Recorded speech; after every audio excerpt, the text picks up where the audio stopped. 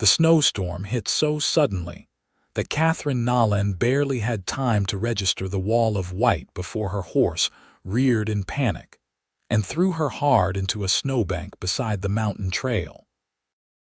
The year was 1884, and she had been traveling from Denver to Hill City, South Dakota, carrying the last of her dead father's belongings in her saddlebags when the December blizzard descended upon the Black Hills like a curse.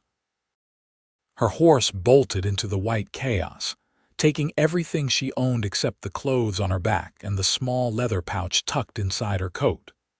The wind screamed through the pines, and Katherine stumbled forward blindly, her fingers already going numb inside her thin gloves. She had left Denver 3 days ago with barely enough money for the journey, let alone proper winter gear, and now she was paying the price for her foolish optimism. Her legs gave out after what felt like hours but might have been mere minutes. The cold seeped through her wool coat like water through paper. She thought about her father then, about how he had died alone in a boarding house with nobody to hold his hand, and she wondered if she would share his fate out here in this frozen wilderness. The irony would have made her laugh if her jaw had not been frozen shut. She curled into herself, trying to conserve what little warmth remained in her body, and closed her eyes against the stinging snow. Through the howling wind, she heard something that might have been a voice or might have been her imagination conjuring comfort in her final moments. Then strong hands were lifting her, and she felt herself being hoisted onto something solid and warm.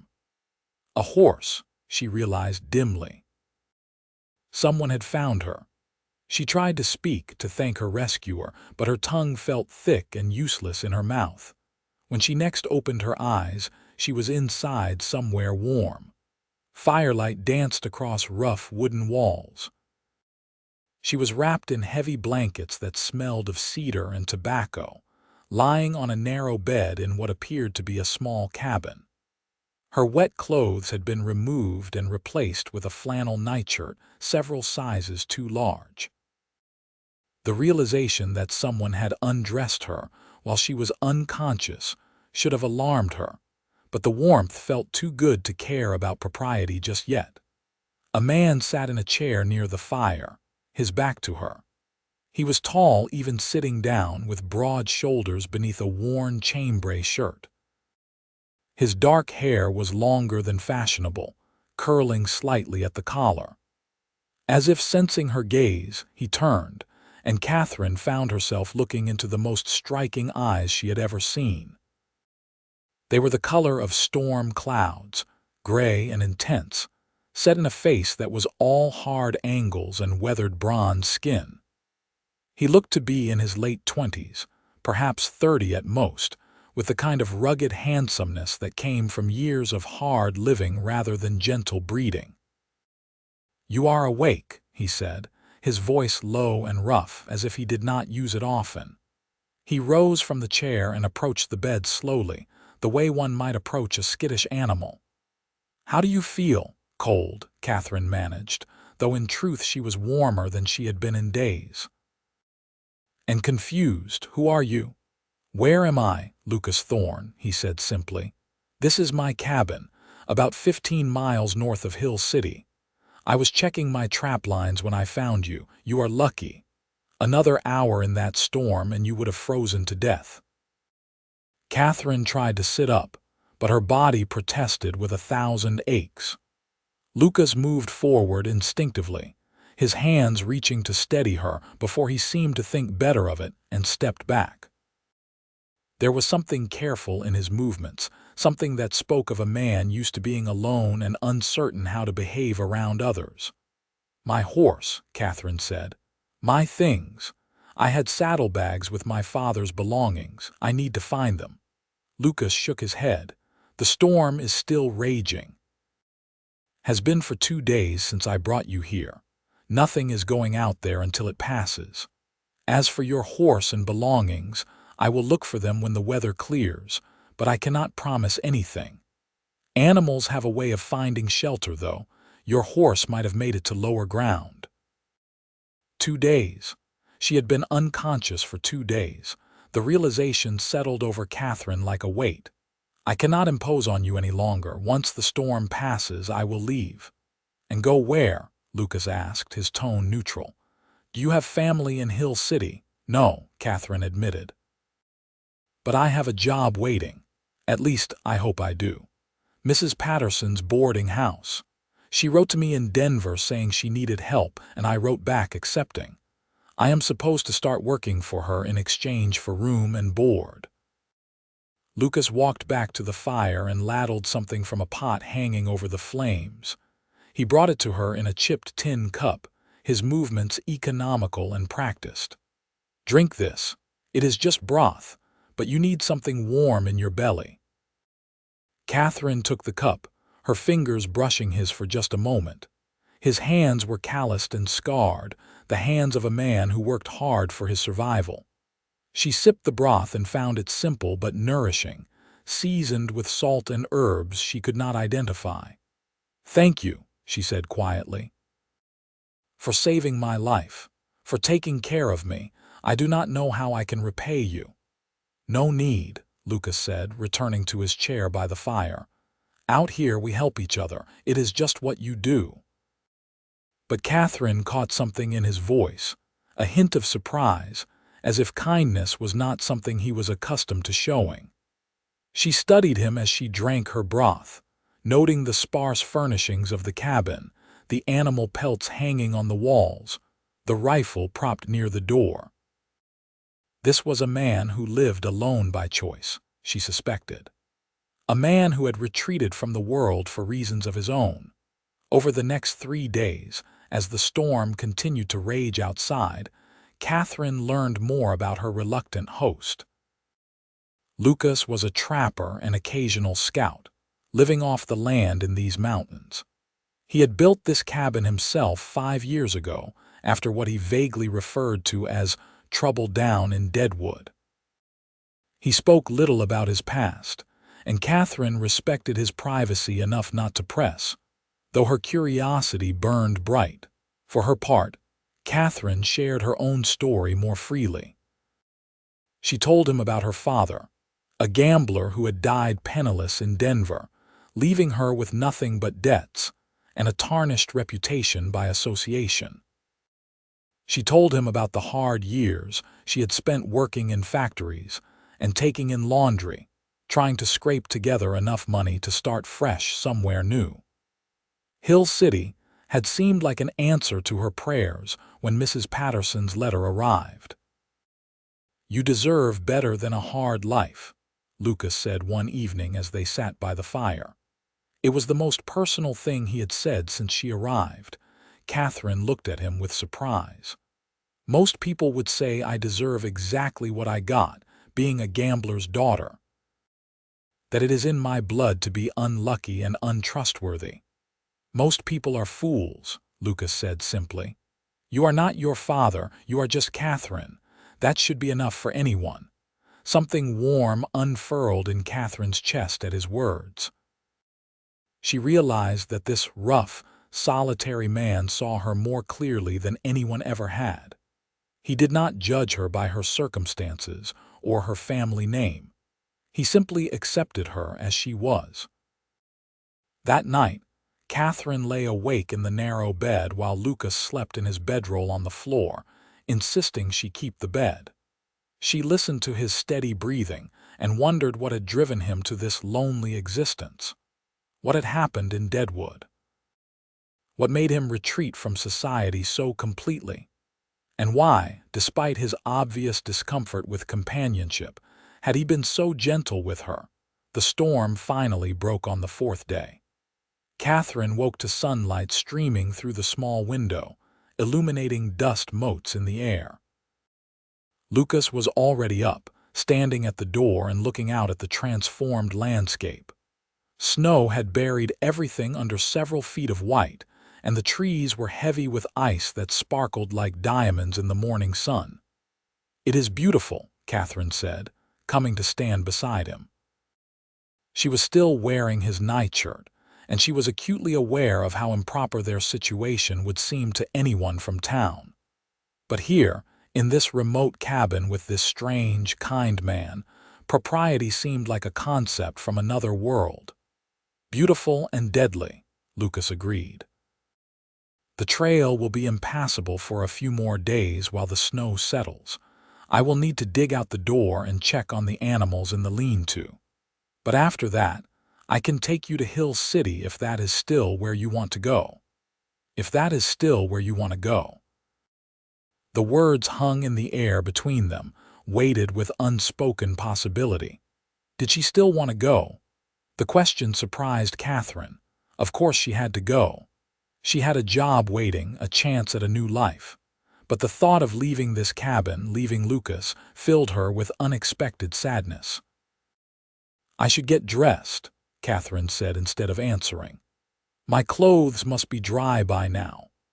Lucas had hung her dress and undergarments near the fire to dry, and Katherine retreated to the corner of the cabin that served as his sleeping area to change. Her dress was wrinkled and stiff, but at least it was clean. She tried not to think about Lucas carefully removing her wet clothes that first night, his hands impersonal and efficient as he worked to save her life. He had been nothing but respectful, nothing but kind, and yet Katherine found herself wishing, inexplicably, that his touch had been something more than mere necessity. She emerged to find Lucas pulling on a heavy coat. "Stay inside," he instructed. "The cold is still dangerous. I will be back in an hour or so." But Katherine had never been good at following orders. After 20 minutes of restless pacing, she wrapped herself in one of the blankets and ventured out to help. She found Lucas in the small lean-to attached to the cabin, tending to a sturdy buckskin horse and a mule. He looked up with a frown when she appeared. "I told you to stay inside." "And I decided I was tired of being useless," Katherine replied. "What can I do to help?" Lucas studied her for a long moment, then handed her a brush. "You can help me with the horse. His name is Smoke. He is gentle enough, but he has been cooped up for days and might be restive." Working side by side in the small space, Katherine became aware of Lucas in a way she had not been before. The way his muscles moved beneath his shirt as he lifted hay bales. The concentration on his face as he checked the horse's hooves for ice. The surprisingly gentle way he spoke to the animals, his voice soft and soothing. This was a man who lived close to the land, who understood the rhythms of nature in a way Katherine never had. There was something deeply appealing about his self-sufficiency, his quiet strength. "Where did you learn all this?" Katherine asked as she brushed Smoke's flank. "The trapping and the animals and surviving out here alone. My father," Lucas said. "He was a mountain man, spent most of his life in the Rockies before settling down with my mother in Montana. He taught me everything he knew before he died. Said the wilderness was the only place a man could be truly free." He paused, his jaw tightening. He was wrong about that. Freedom is just another word for lonely.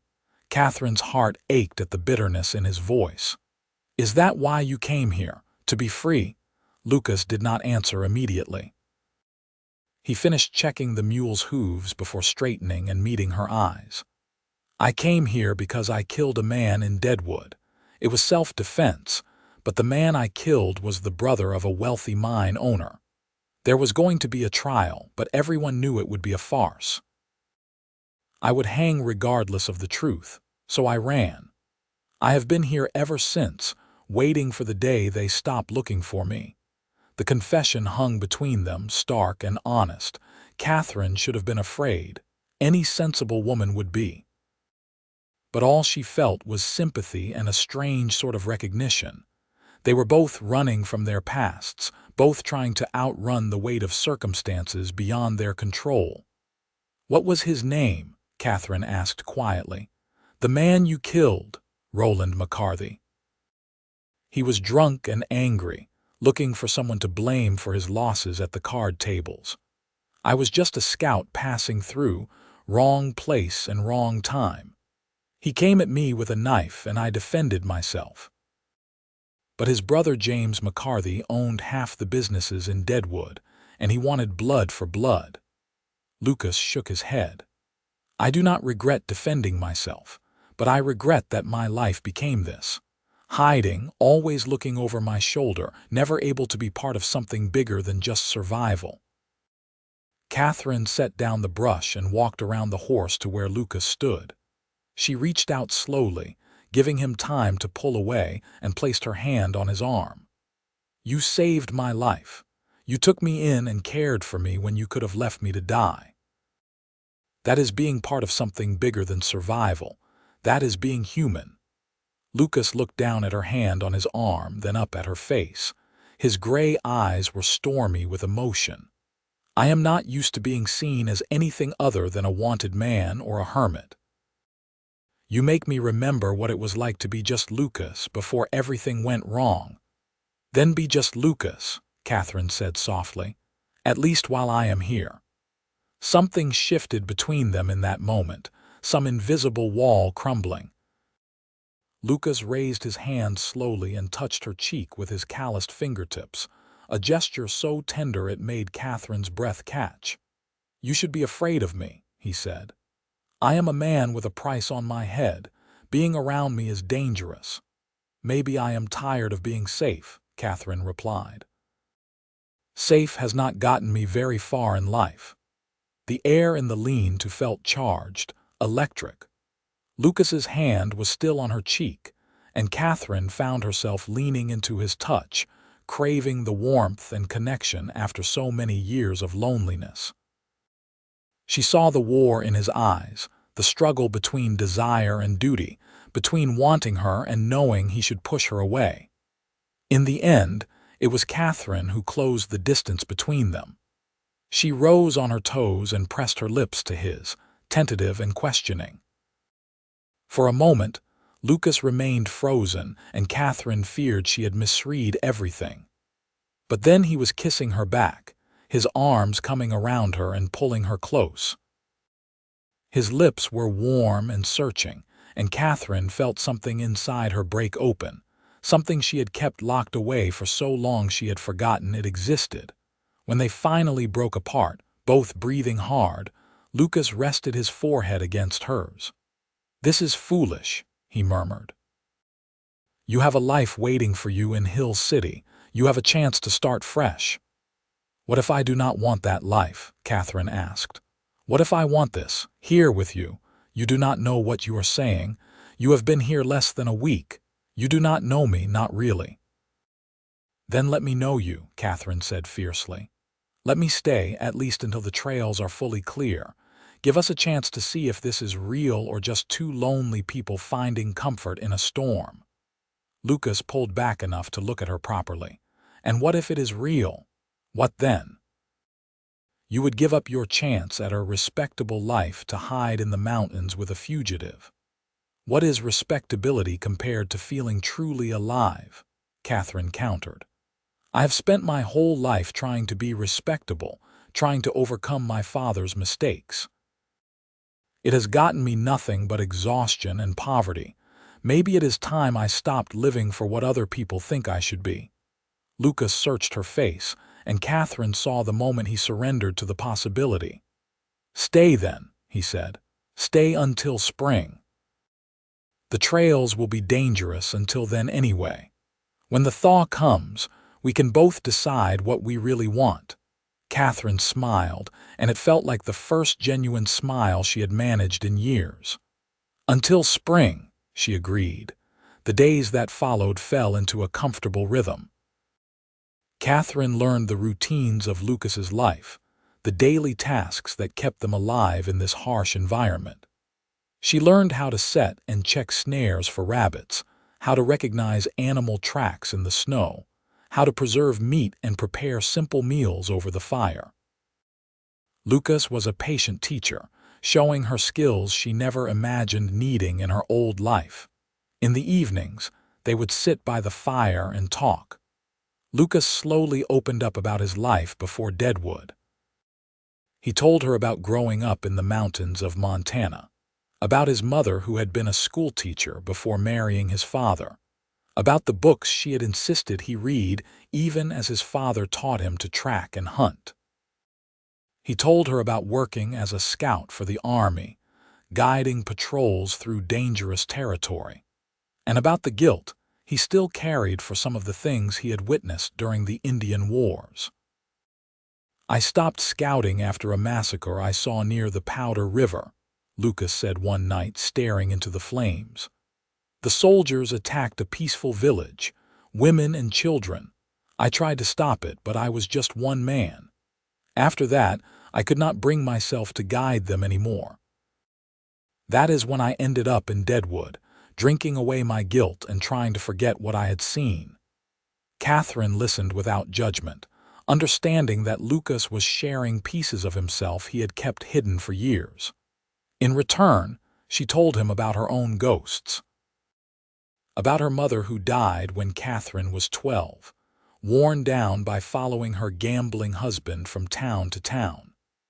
About the men who had propositioned her when she worked in the Denver factories, assuming that because she was pretty and poor, she must be available. About the deep loneliness that had become her constant companion, the feeling that she would never truly belong anywhere or to anyone. "You belong here," Lucas said simply. "With me, for as long as you want." The physical space between them grew smaller as the weeks passed.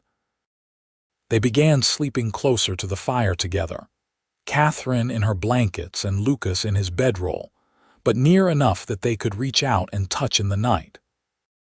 Sometimes Katherine would wake to find Lucas watching her, his gray eyes soft in the firelight, and she would smile and drift back to sleep feeling safer than she ever had. The first time they made love, it was January, and a gentle snow was falling outside. They had been chopping wood together, and when they came inside, stamping snow from their boots, Lucas caught Katherine around the waist and kissed her with an intensity that made her dizzy. She kissed him back just as fiercely, her cold hands finding their way beneath his shirt to the warm skin beneath. They moved to the bed without speaking, shedding clothes with increasing urgency, and when Lucas hesitated, giving her one last chance to change her mind, Katherine pulled him down to her with absolute certainty. Their lovemaking was tender and passionate by turns, Lucas's touches alternating between gentle reverence and barely restrained need. Katherine had never felt so desired, so cherished. When it was over, they lay tangled together under the blankets, Lucas tracing idle patterns on her shoulder while Katherine listened to his heartbeat gradually slow. "I love you," Lucas said into the silence, and Katherine felt tears prick her eyes at the simple sincerity in his voice. "I love you too," she replied, and meant it with every fiber of her being. As winter deepened, they existed in their own private world. The cabin became a sanctuary, a place where the past could not touch them. Lucas taught Katherine to shoot his rifle, and she proved to be a surprisingly good marksman. She taught him card games her father had shown her, though they played for buttons and promises rather than money. They made plans for spring, talking about expanding the garden plot Lucas kept in summer, maybe getting some chickens or a milk cow. Katherine tried not to think about the fact that Lucas was still a wanted man, that their happiness existed on borrowed time. But reality has a way of intruding, no matter how carefully you try to keep it at bay. In late February, as the days began to grow longer and the snow started to thin in places, a rider appeared on the trail leading to Lucas's cabin. They saw him from a distance, picking his way carefully through the drifts, and Lucas's whole body went rigid. "Inside," he said urgently. "Now." Katherine wanted to argue, but the look on Lucas's face stopped her. She ducked into the cabin while Lucas grabbed his rifle and waited. The rider came into the clearing, raising his hands to show he was unarmed. He was a young man, perhaps 20 or 21, with red hair and a thin beard. Lucas kept the rifle trained on him. "Lucas Thorne," the rider called out. I am not here to hurt you. My name is Daniel Kirk. I am a deputy out of Deadwood and I need to talk to you. Talk from there, Lucas replied. Close enough that I can hear you, far enough that you cannot try anything foolish. Daniel nodded. Fair enough. I came to tell you that James McCarthy is dead, died of pneumonia 3 weeks ago. Before he died, he admitted that his brother Roland started the fight that got him killed. He cleared your name, Mr. Thorne. The warrant has been lifted. You are a free man. Lucas did not move, did not lower the rifle. Why should I believe you? Because I brought the paperwork to prove it, Daniel said, slowly reaching into his coat and pulling out a folded document. I can leave it here in the snow and ride away if you prefer, but it is true. The charges are dropped. You can come back to civilization if you want. He dismounted carefully, placed the document on a stump near the edge of the clearing, and remounted. There is one more thing, Daniel said. McCarthy felt bad about what he put you through. He left you $500 in his will as an apology. It is waiting for you at the bank in Deadwood whenever you want to claim it. With that, the deputy tipped his hat and rode away, leaving Lucas standing alone in the snow. Katherine emerged from the cabin once the deputy was out of sight. She picked up the document and read it carefully. It was genuine, stamped with official seals and signed by a judge. Lucas was indeed a free man. You can leave, Katherine said quietly. You can go anywhere you want now. You do not have to hide anymore. Lucas finally lowered the rifle. He looked at Katherine, then at the cabin, then back at the document in her hands. I do not want to go anywhere, he said slowly. These months with you have been the happiest of my life. I was not hiding here. I was living, more truly than I ever did before. But the world is open to you now, Katherine pressed. You could go back to Montana. You could scout again or start a business in town. You could have a real life. I have a real life, Lucas said firmly. He crossed to her and took both her hands in his. Right here with you. Unless you want something different. If you want to go to Hill City and work at that boarding house, I will understand. But if you will have me, I want to stay here with you. I want to build a life together, a real one. We could get married. Make this cabin into a real home. Katherine felt joy bubbling up inside her like a spring. Yes, she said simply. Yes to all of it. They rode to Hill City 2 weeks later when the trails were finally passable. Katherine needed to let Mrs. Patterson know she would not be taking the job, and Lucas wanted to file the legal paperwork to claim his land properly now that he no longer had to hide. Hill City was a small but growing settlement, with wooden sidewalks and buildings in various stages of construction. It was the kind of place that attracted people looking for new starts and second chances. Mrs. Patterson was a round, motherly woman in her 50s who ran her boarding house with efficiency and warmth. She was disappointed to lose Katherine's help, but understanding when Katherine explained, carefully editing the story to make it respectable. They had been caught in the storm, taken shelter together, and fallen in love.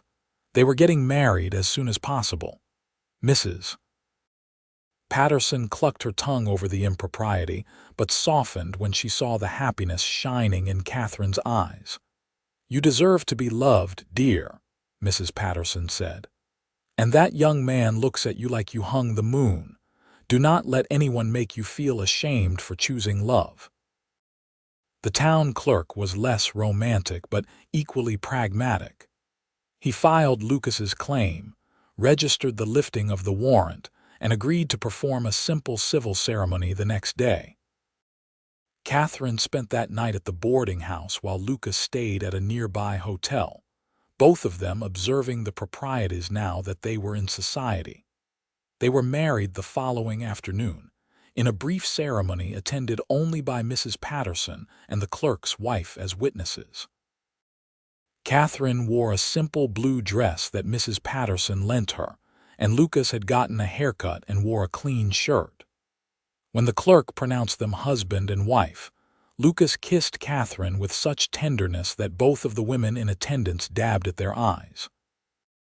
As they rode back to the cabin together, Katherine, as the wife of Lucas Thorne, she felt a profound sense of rightness. She had left Denver with nothing, had nearly died in a snowstorm, and had found something more valuable than she ever imagined possible. She had found home. Spring came to the Black Hills in a rush of melting snow and budding trees. Katherine and Lucas worked together to plant a large garden, turning the soil and creating neat rows for vegetables. Lucas used some of the McCarthy money to buy 2 goats, 4 chickens, and a milk cow from a rancher near Rapid City.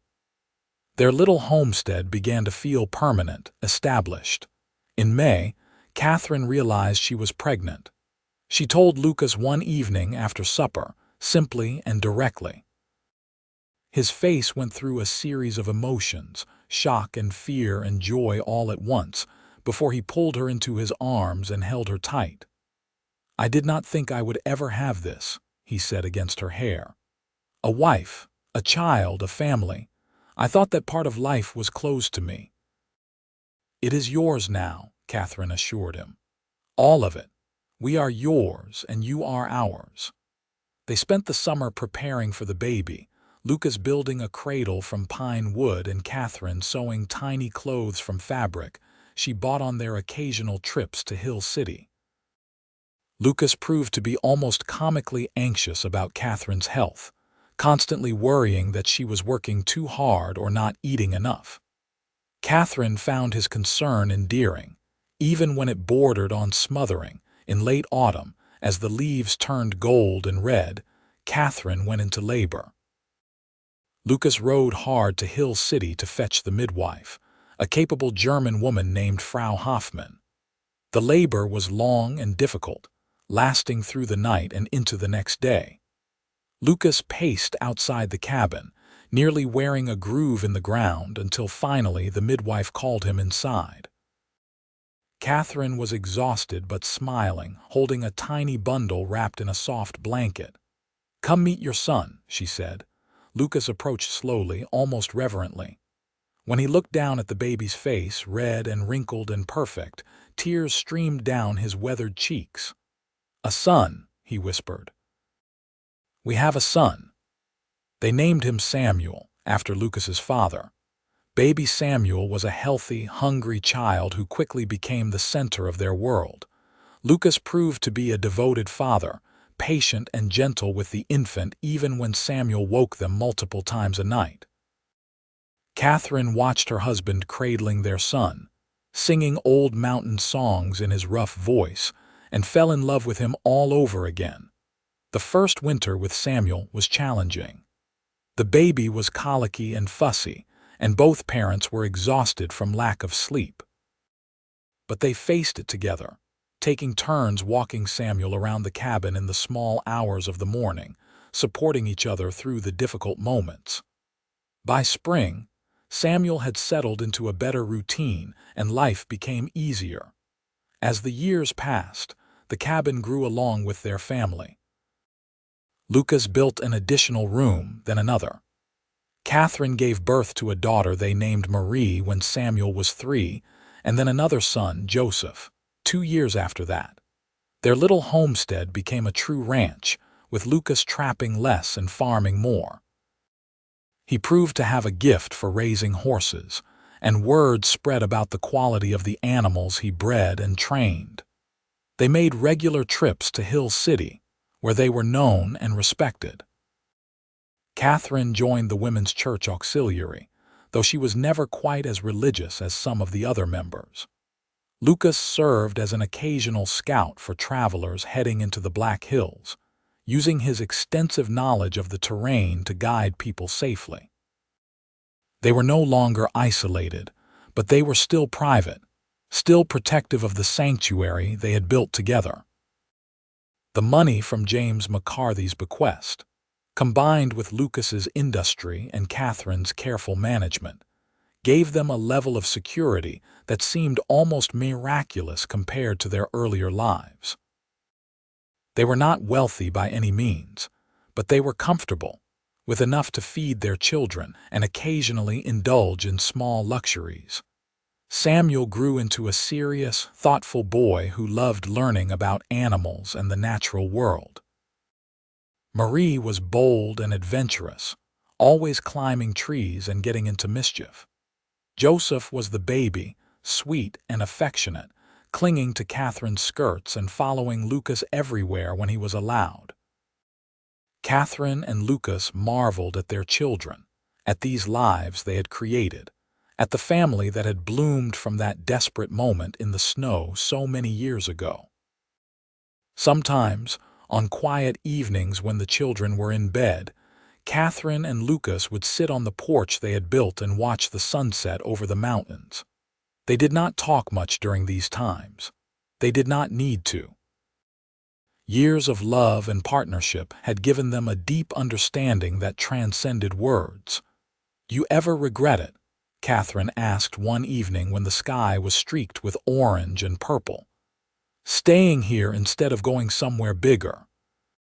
Lucas considered the question seriously, as he always did.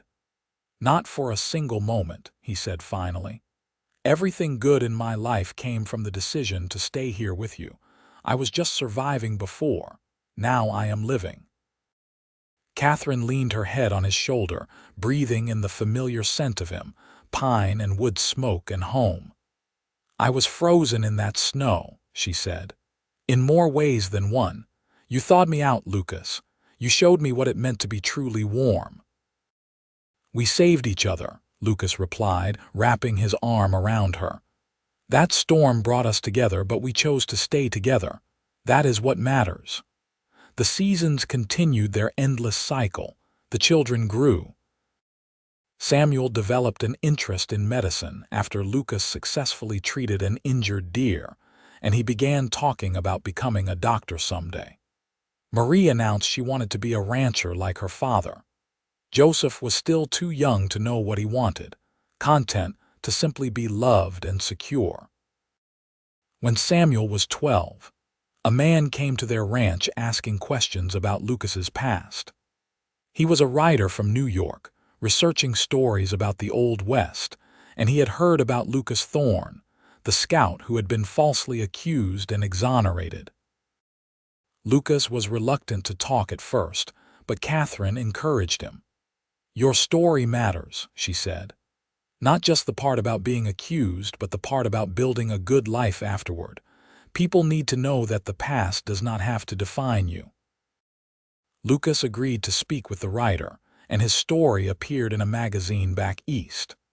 The article focused not on the violence or the drama, but on Lucas's redemption and the life he had built. It painted a picture of a man who had refused to let circumstances destroy him, who had chosen love and family over bitterness and isolation. The article brought a brief burst of visitors to their ranch, curious seekers wanting to meet the real Lucas Thorne, but the novelty faded quickly, and life returned to normal. Katherine was 36 when she realized she was pregnant again, a surprise given that Joseph was already 8 years old. This pregnancy was harder than the previous ones, and Lucas worried constantly. But in the spring of 1897, she gave birth to twin girls, Emma and Clara. The ranch suddenly felt very full and very loud, and both Katherine and Lucas felt simultaneously exhausted and blessed. Samuel, now a young man of 17, helped care for his baby sisters with a maturity that made Katherine proud. Marie, 14, was less interested in babies but dutiful nonetheless. Joseph was fascinated by the twins, constantly wanting to hold them and make them laugh. The family pulled together, as they always had, and made it work. Life was not always easy. There were droughts and harsh winters, sickness and injury, the thousand small disasters that make up a life lived close to the land. But there was also joy, so much joy. There were summer evenings catching fireflies, winter mornings waking to fresh snow, spring days watching the baby animals being born, autumn nights telling stories around the fire. There was the deep satisfaction of work well done, of children growing strong and healthy, of a marriage that had weathered every storm and emerged stronger. When Katherine turned 40, Lucas gave her a gift he had been working on in secret for months. It was a book, hand-bound, containing his written account of their life together. His handwriting was rough but legible, and his words were simple but heartfelt. He had started with that day he found her in the snow and continued through their marriage, the births of their children, all the moments both large and small that had made up their years together. Katherine read it with tears streaming down her face. "This is beautiful," she said when she finished.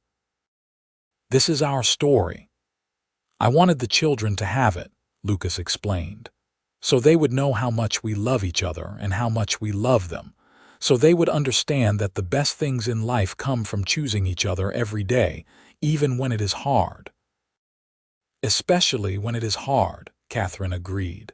Samuel went off to medical school in Chicago when he turned 19, the first of their children to leave home. It was both proud and heartbreaking to watch him go. Marie, 17 and determined, stayed to help run the ranch. She had her father's gift with horses and her mother's head for business, and Lucas began teaching her everything he knew about managing the land. Joseph, at 15, was still finding his way. He was artistic, always sketching the landscapes and animals around him, and Katherine encouraged his talent even as she worried about how he would make a living. The twins, at 6, were wild and inseparable, finishing each other's sentences and getting into trouble in perfect tandem. Lucas was 48 now, his dark hair liberally streaked with gray, his face deeply lined from years in the sun. But to Katherine, he was as handsome as the day he pulled her from the snow. More so, perhaps, because she knew every line, every scar, every expression. She knew his kindness and his strength, his fears and his hopes. They had built a life together from nothing, and it was a life worth living.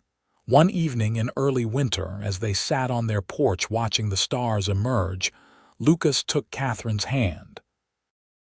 "Do you remember what you said to me that first week in the cabin? You said you were tired of being safe, that safe had not gotten you very far." "I remember," Katherine said. "I meant it. Taking a chance on you was the best decision I ever made."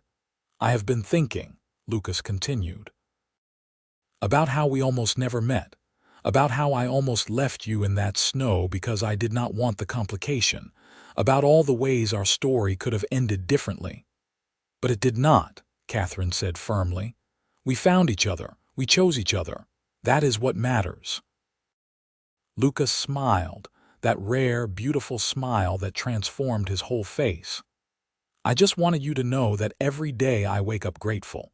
Grateful for that storm, for your stubbornness, for every moment we have had together. You saved me just as much as I saved you." Katherine squeezed his hand. "We saved each other," she repeated. "And we will keep saving each other every day for the rest of our lives." The years continued to pass in the way years do, each one feeling both impossibly fast and comfortably slow. Samuel sent letters from Chicago, full of medical school stories and ambitious plans. He came home for visits when he could, bringing with him a young woman named Elizabeth, whom he had met at a hospital where she worked as a nurse. They married in the small church in Hill City, and Katherine cried happy tears to see her eldest son so clearly in love. Marie took over more and more of the ranch operations as Lucas's joints began to ache with age. She was a stern but fair boss, and the ranch thrived under her management.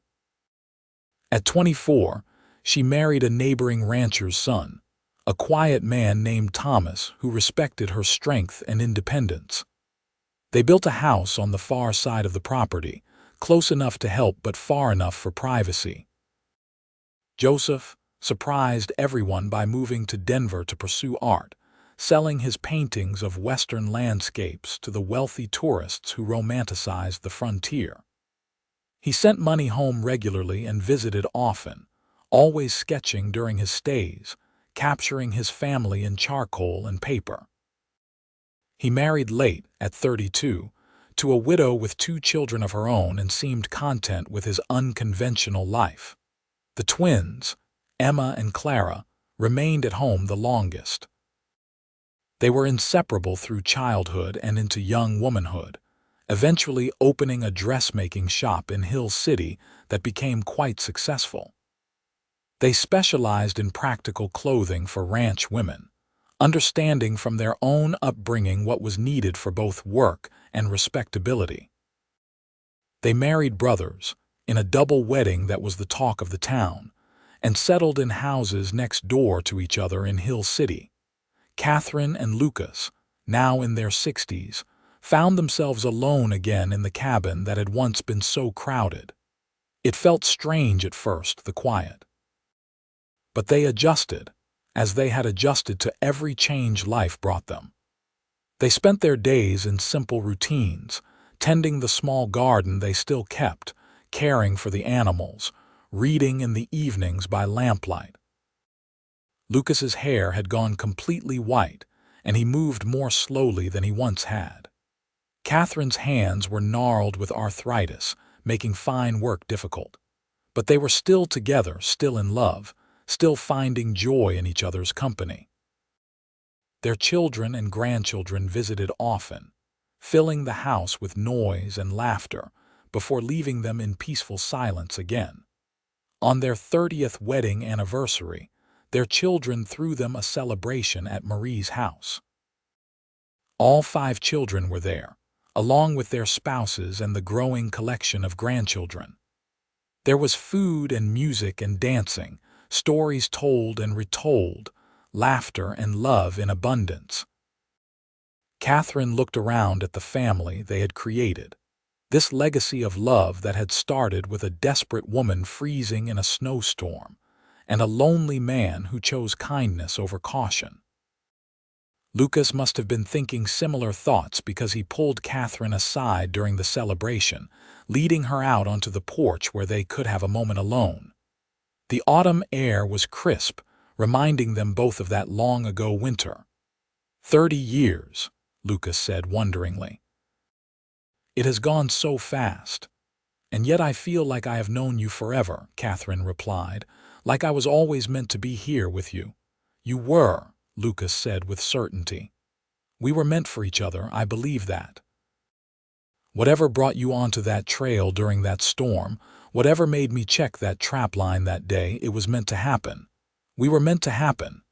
Katherine felt tears on her cheeks, but they were happy tears. I love you, Lucas Thorne.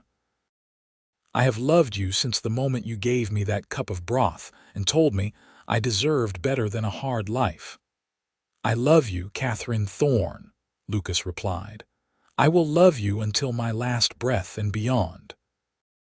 They kissed there on the porch, surrounded by the sounds of their family celebrating inside, and it felt like a promise renewed. They had made this life together. They had built something beautiful from desperation and hope. And whatever time they had left, they would spend it together, still choosing each other, still grateful for that storm that had brought them together so many years ago. The seasons turned. Katherine and Lucas grew older but not apart. They spent their days in comfortable companionship, often sitting together without speaking, communicating in the silent language of long married couples. Lucas still chopped wood, though more slowly now, and Katherine still cooked their meals, though her hands shook more with each passing year. They had help from their children, who took turns checking on them and bringing supplies, but they maintained their independence fiercely. On a cold December day in 1912, 28 years after that fateful storm, another blizzard descended on the Black Hills. Katherine and Lucas sat together by the fire, watching the snow pile up outside their window. They were both in their late 60s now, their bodies bearing the marks of hard-lived lives, but their love remained as strong as ever. You remember?" Katherine asked, watching the snow swirl past the window. "Every detail," Lucas replied. "How you looked so small and frozen in that snowbank. How terrified I was that I would not get you back here in time. How beautiful you were when you first opened your eyes in this cabin. I remember thinking your eyes looked like storm clouds," Katherine said with a smile. "I remember feeling safe for the first time in so long." Lucas pulled her closer, and they sat together watching the storm, remembering that other storm that had changed both their lives. They had been given a gift that day, the gift of each other, and they had treasured it every day since. They had built a family, a home, a life full of meaning and love. They had survived hardship and celebrated joy. They had been truly, deeply blessed. When spring came again, Lucas and Katherine planted their garden together as they had done every year. Their grandchildren came to visit, now bringing great-grandchildren, tiny babies and toddlers who filled the cabin with noise and chaos. Katherine held each baby with wonder, marveling at how her legacy continued to grow, how that one choice to trust a stranger in a storm had resulted in all these lives, all this love. Samuel was a successful doctor now. Marie managed a thriving ranch. Joseph's paintings hung in galleries across the West, and the twins ran a business that employed a dozen women. Their children were teachers and ranchers, shopkeepers and craftsmen. The family tree that had sprouted from Lucas and Katherine's union had grown wide and strong, its roots deep in the Black Hills soil. On their 40th anniversary, too aged now for a large celebration, their children came to them. They brought food and gifts, and they sat around the old cabin telling stories. Lucas and Katherine sat in their chairs by the fire, holding hands and listening as their children recounted family legends and shared memories. It was a perfect day, full of love and laughter. That night, after everyone had left, Katherine and Lucas prepared for bed in the quiet cabin. As they lay together under the quilts that Katherine had made decades ago, Lucas whispered into the darkness, "I am not afraid of dying, as long as I've had this life with you." "We still have time," Katherine murmured back. "We are not done yet." And they were not. They had several more years together, years of watching sunsets and greeting grandchildren, years of simple domestic happiness. They grew frailer, needed more help, but they were together, always together. Lucas passed first in his sleep on a quiet spring morning in 1917. He was 72 years old. Katherine woke to find him peaceful beside her, a slight smile on his face, and she knew he had gone gently into whatever came next. She held his hand and wept, but even in her grief, she was grateful.